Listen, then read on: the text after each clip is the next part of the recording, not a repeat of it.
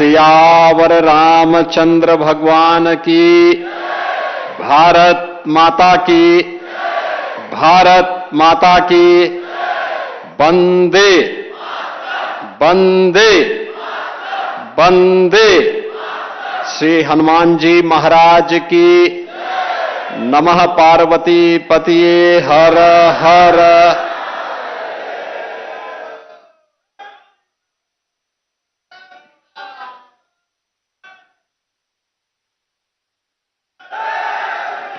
प्रतिष्ठा द्वादशी समारोह की द्वितीय वर्षगांठ के अवसर पर आज के समारोह में मुख्य अतिथि के रूप में उपस्थित भारत के लोकप्रिय और कर्मठ रक्षा मंत्री माननीय श्री राजनाथ सिंह जी,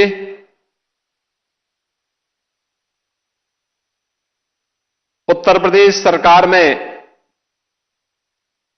वरिष्ठ मंत्री और अयोध्या के प्रभारी मंत्री श्री सूर्य प्रताप शाही जी, मंच पर उपस्थित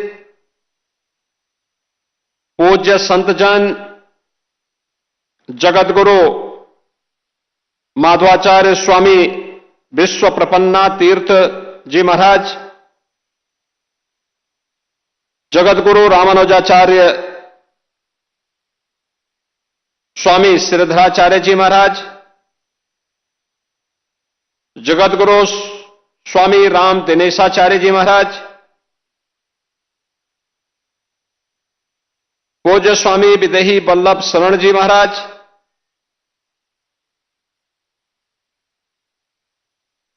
ज्ञानी चरणजीत सिंह जी, हनुमानगढ़ी के श्री महंत धर्मदास जी महाराज, ज्ञानी गुरुजीत सिंह जी,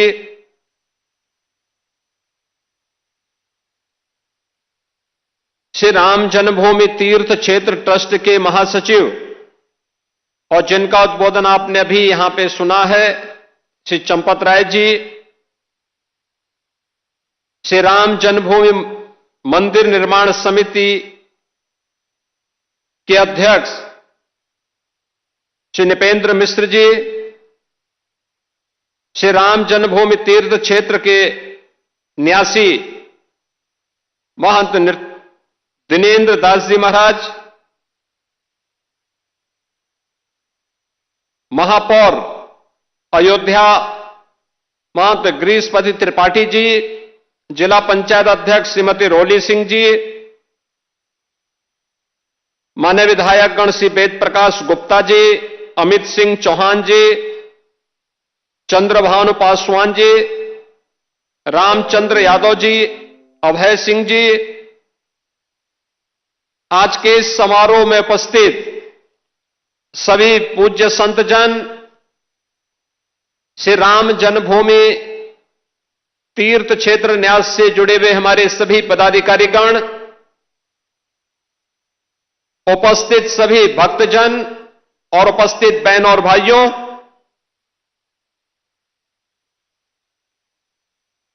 प्रतिष्ठा द्वादशी के आज के इस आयोजन के अवसर पर मैं सबसे पहले देश के रक्षा मंत्री जी का इस पावन आयोजन के अवसर पर हृदय से स्वागत करता हूं, उनका अभिनंदन करता हूं।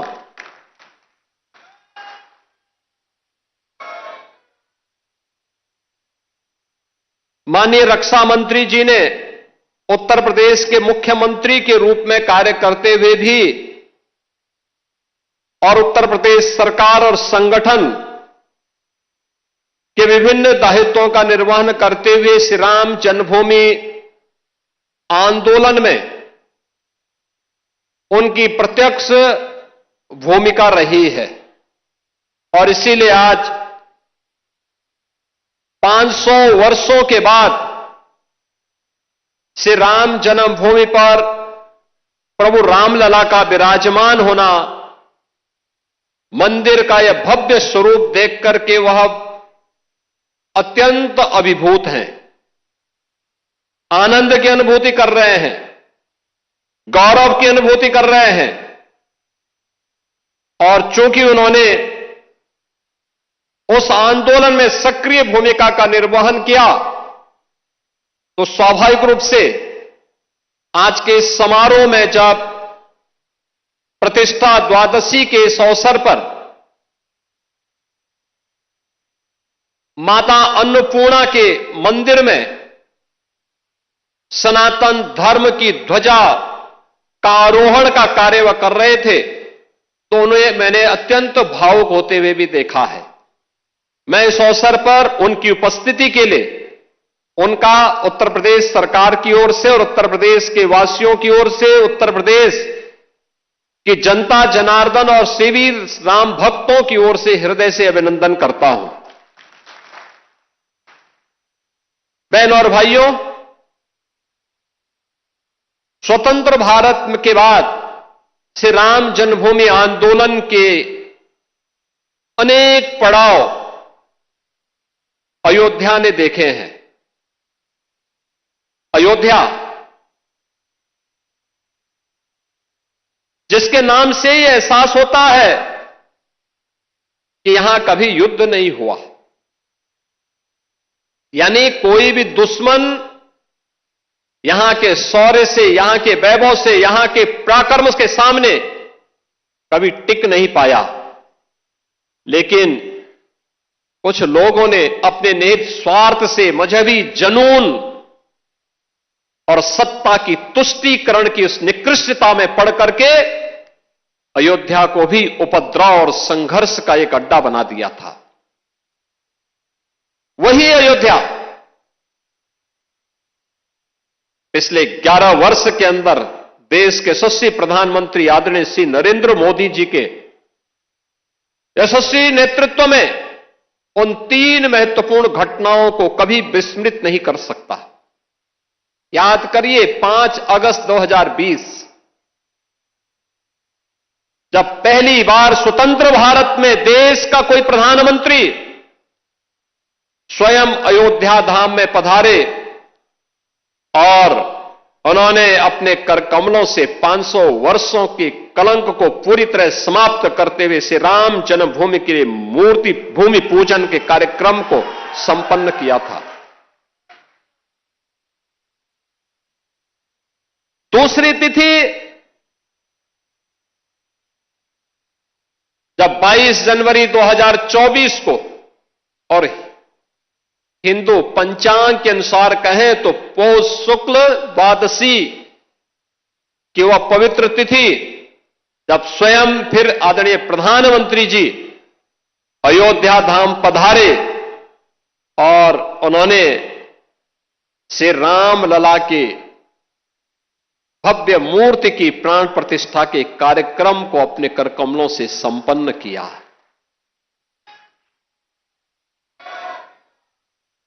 तीसरा,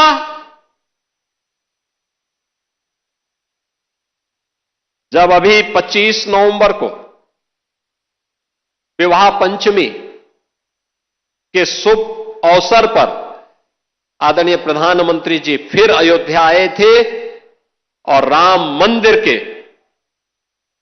मुख्य शिखर पर उन्होंने सनातन धर्म की ध्वजा पताका को, भगवा ध्वजा को प्रतिष्ठित करके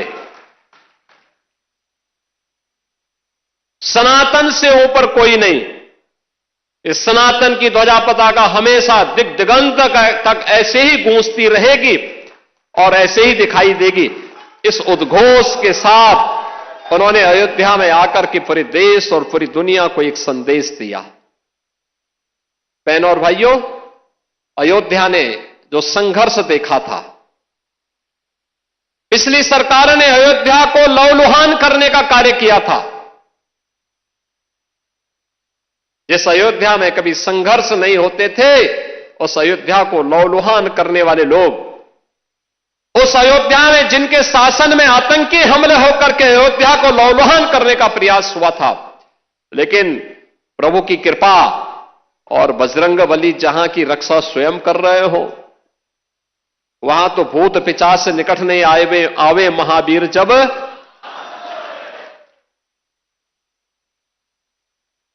हनुमानगढ़ी में भगवान यानी हनुमान जी महाराज स्वयं विराजमान है। कैसे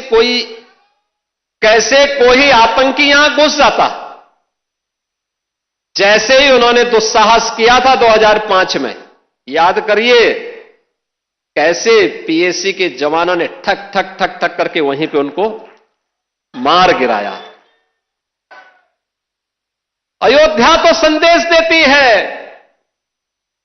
और उसी संदेश को आगे बढ़ाने के लिए अब आप देखते होंगे देश और दुनिया का कोई भी ऐसा श्रद्धालु नहीं, सनातन धर्मावलंबी नहीं, जो अब अयोध्या आकर के दर्शन करके अभिभूत न होता हो। 1 लाख एवरेज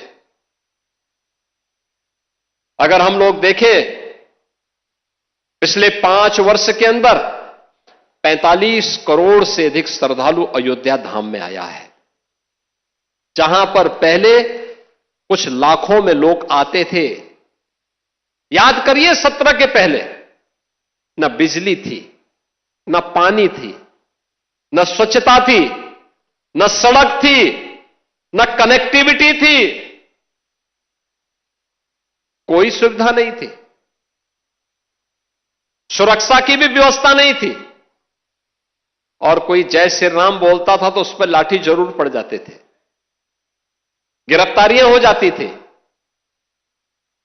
आज तो आप देश में जाइए, राम राम बोलिए, जय श्री राम बोलिए, और अब तो भारत सरकार की योजना भी जी राम जी के नाम पर ही आ गई है, जो रोजगार की सबसे बड़ी स्कीम बनने जा रही है।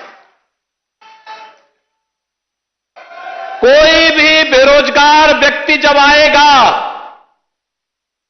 और कहेगा कि मुझे रोजगार चाहिए अपनी ग्राम पंचायत में, साल में 125 दिन का रोजगार की गारंटी उसको उसके गांव में मिल जाएगी, तो जी राम जी हो गया। बहनों और भाइयों, अयोध्या आज दुनिया की पहली सोलर सिटी, भारत की पहली सोलर सिटी के रूप में अयोध्या आ गई है। सूर्यवंश की राजधानी, पहली सोलर सिटी। अयोध्या में अंतर्राष्ट्रीय एयरपोर्ट महर्षि वाल्मीकि के नाम पर।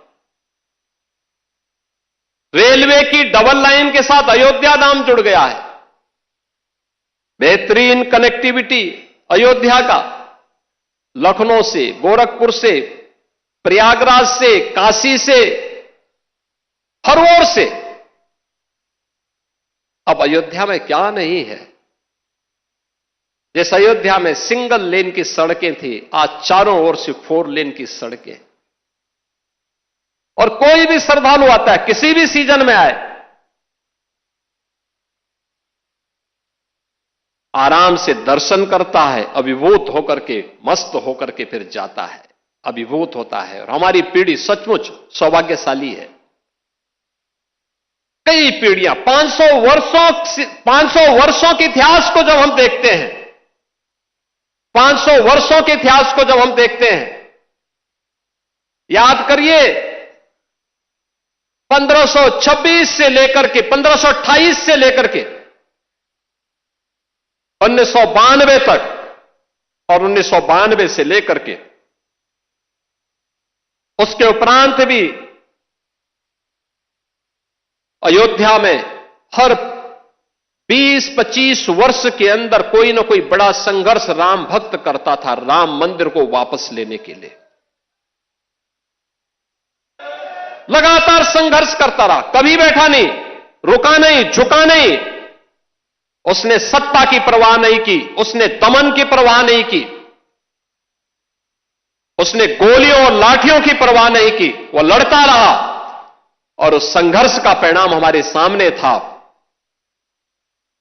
और यह आंदोलन सफलता की नई ऊंचाइयों तक तब पहुंचा जब राष्ट्रीय स्वयंसेवक संघ ने नेतृत्व दिया। पूरे पूज्य संतों को एक मंच पर लाने में, सर्वे अशोक सिंघल जी ने एक मंच पर लाने में सफलता प्राप्त की। एकदम गुलामी का कलंक मिटा और भव्य राम मंदिर का मार्ग प्रशस्त होता हुआ दिखाई दिया। बहनों और भाइयों, आज उसी प्राण प्रतिष्ठा के 2 वर्ष पूर्ण होने के उपलक्ष्य में आज का इस समारोह यहां पर आयोजित हो रहा है। अयोध्या की इस दिव्यता को, इस भव्यता को अनंत काल तक बनाए रखने के लिए हम सबको, हर सनातन धर्मावलंबी को आगे बढ़ना पड़ेगा। एक साथ अपने जीवन का हिस्सा इसको बनाना पड़ेगा। ये यात्रा की विराम नहीं, ये नई यात्रा की शुरुआत है। विरासत पर गौरव की अनुभूति करते हुए विकास के नित नए प्रतिमान को स्थापित करना, और इसी के लिए प्रधानमंत्री जी ने हर भारतवासियों के सामने विकसित भारत की एक संकल्पना दी है। यह देश जब आजादी के 100 वर्ष पूरा करेगा, हर भारतवासी के सामने एक संकल्प होना चाहिए, और वो संकल्प होना चाहिए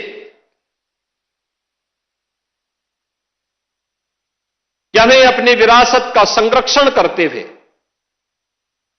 अपने स्तर पर, जिस क्षेत्र में हम हैं, जिस फील्ड में हम काम कर रहे हैं, वहां उत्कृष्टतम कार्य करके दिखाना है। अपने देश के लिए, सनातन धर्म की ध्वजा पताका को ऊपर उठाने के लिए हम सबको मिलकर के सामूहिक प्रयास को आगे बढ़ाना पड़ेगा, और यही प्रयास भारत को दुनिया की एक बड़ी ताकत के रूप में स्थापित करेगा। प्राण प्रतिष्ठा द्वादशी के अवसर पर मैं एक बार फिर से सभी राम भक्तों को बधाई देता हूं। आज के समारोह के मुख्य अतिथि माननीय रक्षा मंत्री जी का हृदय से अभिनंदन करता हूं। आप सबके प्रति भी हृदय से अपनी शुभकामनाएं देते हुए प्रभु से यही प्रार्थना करता हूं कि वो आपके जीवन में, कल वर्ष 2026 का पहला दिन है। 2026 अंग्रेजी तिथि का जो वर्ष प्रारंभ हो रहा है, यह पूरा वर्ष आपके जीवन में शुभ और मंगलकारी हो, इस विश्वास के साथ आप सबके प्रति मेरी मंगलमय शुभकामनाएं हैं। धन्यवाद। जय हिंद, जय जय श्री राम।